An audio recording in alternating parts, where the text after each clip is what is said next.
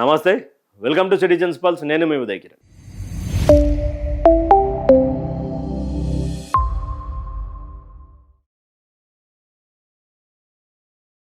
నిన్న తెలంగాణ ఆవిర్భావ దినోత్సవంలో పోలీసులకు ఇచ్చినటువంటి గౌరవప్రదమైనటువంటి కొన్ని సందర్భాల్లో తెలంగాణ రాష్ట్రానికి సంబంధించినటువంటి కాంగ్రెస్ పార్టీలో నెంబర్ 2గా ఉన్నటువంటి వ్యక్తి అంటూ కూడా కాంగ్రెస్ పార్టీ వర్గాలు చెప్పుకున్నటువంటి వ్యక్తి మంత్రిగా మరి ఒక పార్టీలో నెంబర్ 2గా అంటూ పెద్ద వార్తలు వచ్చినాయి కదా.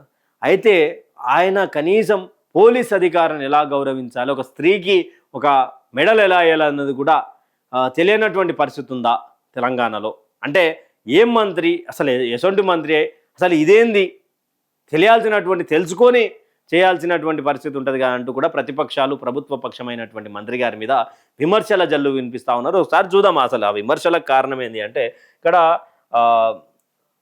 మెడల్స్ ఇస్తున్నటువంటి సందర్భం కనిపిస్తూ ఉన్నది మంత్రి గారు. తర్వాత ఇక్కడ ఇదన్నీ ఇక్కడ మేల్ ఆఫీసర్కి ఇస్తూ ఉన్నారు. ఇక ఇక్కడ ఉంటుంది ట్విస్ట్. ఈ ట్విస్టు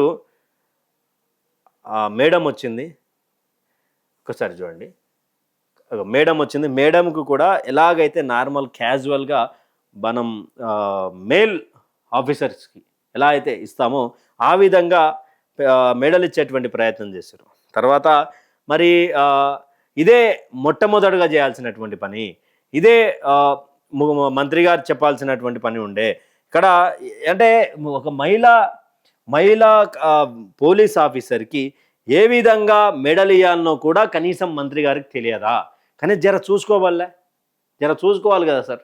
అంటే ఇది కొంత కాంట్రవర్షియల్కి దారి తీస్తుంది అనేది తెలియాల్సినటువంటి పరిస్థితి ఉన్నది కదా. అంటే పోలీస్ ఆఫీసర్కి మనం చదువులు చెప్పినటువంటి టీచర్లకే మనం శాలువలు కప్పడానికి పోతాం తప్ప శాలువలు వాళ్ళ చేతిలో పెట్టి బయటికి వచ్చేటువంటి పరిస్థితి ఉంటుంది. అదే మేల్ టీచర్స్ ఉంటే వాళ్ళకు శాలువలు కప్పుతాం, వాళ్ళతోటి ఫోటోలు దిగుతాం, అంతా బాగానే ఉంటుంది. ఇక్కడ టీచర్లతో ఉడక ఫీమేల్ టీచర్స్తో ఉడక అలానే పడతాం. కానీ మనం డైరెక్ట్గా మెడలలా శాల్వలేసుడు, తర్వాత డైరెక్ట్గా ఇక్కడ అవి మెడల్స్ పెట్టుడు జరగదు కదా సార్.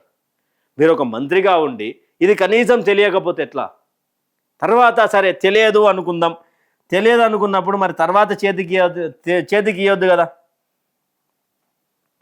చేతికి ఇవ్వాల్సినటువంటి పని లేదు కదా. అంటే తెలిసి చేశారా లేకపోతే తర్వాత ఎవరైనా మీకు వెనుక నుంచి హింట్ ఇచ్చారా అనేది తెలియాల్సినటువంటి పరిస్థితి. అంటే జరుగుతూ ఉంటాయి, నార్మల్గా జరుగుతుంటాయి, కానీ ఇలాంటి సందర్భాలలో చేయాల్సినటువంటి విషయం కాదు కదా అది. ఇక పొంగులేటి శ్రీనివాసరెడ్డి గారి ఆధ్వర్యంలో ఇక్కడ చూడండి, మహిళా అధికారికి బ్యాడ్జ్ పెట్టేటువంటి సందర్భం కనిపిస్తుంది. తర్వాత మళ్ళా ఆయన చేతికి ఇచ్చేసిండు. జర్ర అంతా పక్కనున్న వాళ్ళని అడగాలి కదా సార్. పక్కనున్న వాళ్ళని అడిగి ఏంది మరి ఎట్లా, ఏం సంగతి, మరి నేను ఏమన్నా మహిళలకు ఇట్లా ఇవ్వచ్చు అంటే, మనం ఎవరినైనా గౌరవించే ముందు మనం ఎవరైనా గౌరవించడానికి పోయినటువంటి సందర్భంలో మహిళ అయి ఉంటే డిఫరెంట్గా మనం ఇక్కడ హానర్ చేస్తాం.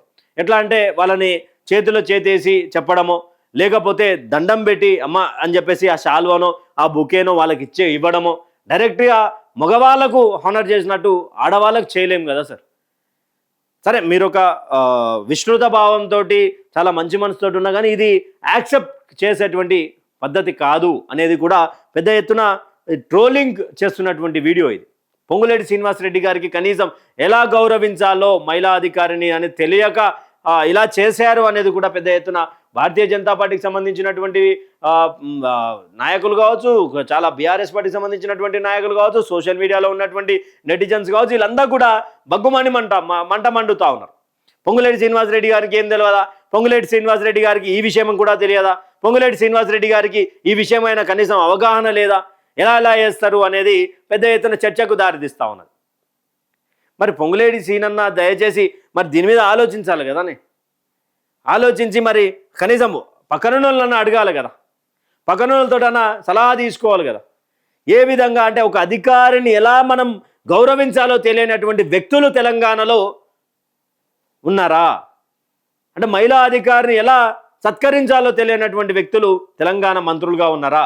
ఇక మీ పార్టీకి వస్తేనేమో మీ పార్టీ ఎమ్మెల్యేలు రాజ్యాన్ని పక్కన పెట్టిర్రు, గెలిపించిన ప్రజలను పక్కన పెట్టిర్రు, రోడ్ల మీదకి వచ్చినటువంటి రైతన్నలను గాలి కొదిలేసిర్రు. ఒక ఆయన్నేమో మంత్రి గారేమో 40% అంటారు, 60% అంటారు, 80% అంటున్నారు. తర్వాత 80% ఒడ్లు కొన్నామని చెప్పేసి మీ ముఖ్యమంత్రి గారు అంటారు. తర్వాత ఇంకొక ఆయన్నేమో ఎవరైనా వస్తే నాలుకలు తీరుతామంటారు, కత్తుల కోలాటం ఆడుతాంటారు. మరి ఇన్ని తెలిసినటువంటి కాంగ్రెస్ పార్టీ సంబంధించినటువంటి నాయకులకు ఈ యొక్క మహిళలను ఎలా గౌరవించాలి అనేది, ఎలా సత్కరించాలి, ఎలా మెడల్ ఇవ్వాలనేది తెలియదా? ఇన్ని తెలిసినటువంటి కాంగ్రెస్ నాయకులకు మరి ఇది తెలియకపోతే ఎట్లా అనేది పెద్ద ఎత్తున చర్చకు దారితీస్తూ ఉన్నది. పెద్ద ఎత్తున ట్రోలింగ్ చేస్తూ ఉన్నటువంటి పరిస్థితి. ఒక మంత్రి గారిని ఒక భారతీయ జనతా పార్టీ వాళ్ళు కావచ్చు, అన్ని పార్టీలకు సంబంధించిన వాళ్ళు ఒకటే పొలోమని వీడియోలు చేస్తాం. సరే మరి పొంగులేటి సీన నాకు తెలియక చేసిండేమో, మరి మీరనే చెప్పే ప్రయత్నం చేయాలి కదా. పక్కన ఉన్నటువంటి తనకు సంబంధించినటువంటి పర్సనల్ సిబ్బంది కావచ్చు, సరే ఇది కాదని. ఇక మీకు అన్నీ మాకు తెలిసినంత భూమండలం మీకు తెలుసా అని చెప్పేసి మీ వాళ్ళే మాట్లాడుతుంటారు. మరి ఇది కనీసం మీరు చెప్పాలి కదా. మహిళ ఎట్లా అంటే ఇప్పుడు దీన్ని కవర్ చేసే ప్రయత్నం చేస్తారు. అవునబ్బా ఒక బిడ్డలాగా చూసుకున్నారు. ఎవరికైనా ఒక మహిళ అయినప్పుడు మహిళనే, ఒక అధికారిని తర్వాత ఏ మహిళనైనా ఎలా గౌరవించాలో ఫస్ట్ తెలుసుకోరు. కనుక కొంత ట్రైనింగ్ క్లాసులు పెట్టుకోరు. గతంలో కూడా జరిగినాయి, కొత్తగా ఏం జరగలేవి. గతంలో కూడా చాలా జరిగినాయి.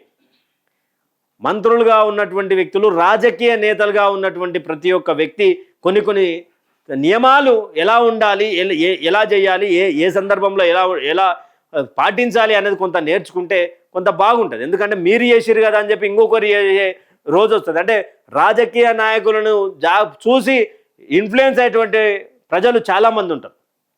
రాజకీయ నాయకులను చూసి వాళ్ళ మాటలు విని అలాంటి మాటలు మాట్లాడేటువంటి ఎంతోమంది సామాన్య ప్రజలు ఉంటారు.